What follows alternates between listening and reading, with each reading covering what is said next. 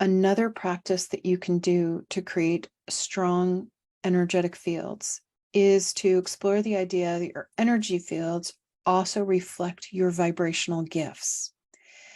So if for many, many lifetimes you've been giving your vibrational gifts, your safety, your love, your joy, your freedom, your support, your purity, your peace, your clarity to other people,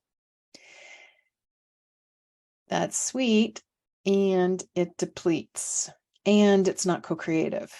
It actually can disempower people when you give them your gifts. And if you feel like you are always in a place of self-doubt, putting yourself down, a lot of self-critic, not really valuing yourself, not feeling like other people value you, that's an indicator that you've been putting your gifts in other people's fields, not holding them in your own field, which also then creates a weakness in your energetic fields. So you take a deep breath in,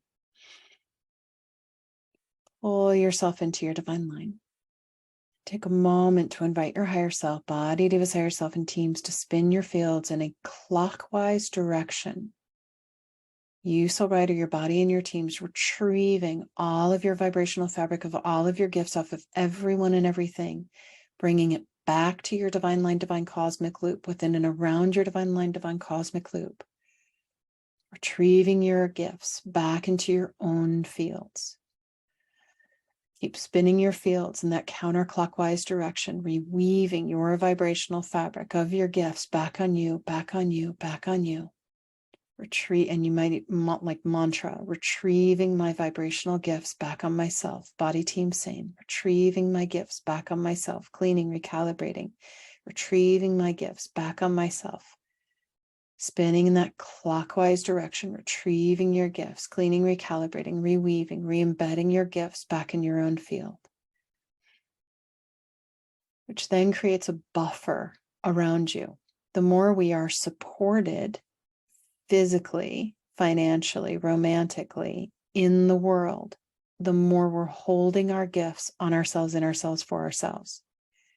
The more we are valued by other people, it's because we are deeply valuing the gifts that we hold in our core. We're using them for ourselves.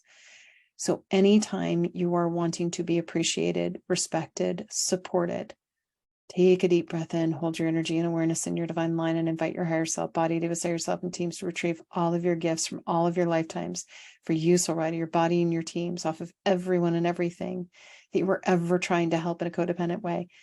Retrieving it, cleaning it, recalibrating it, reweaving it around you.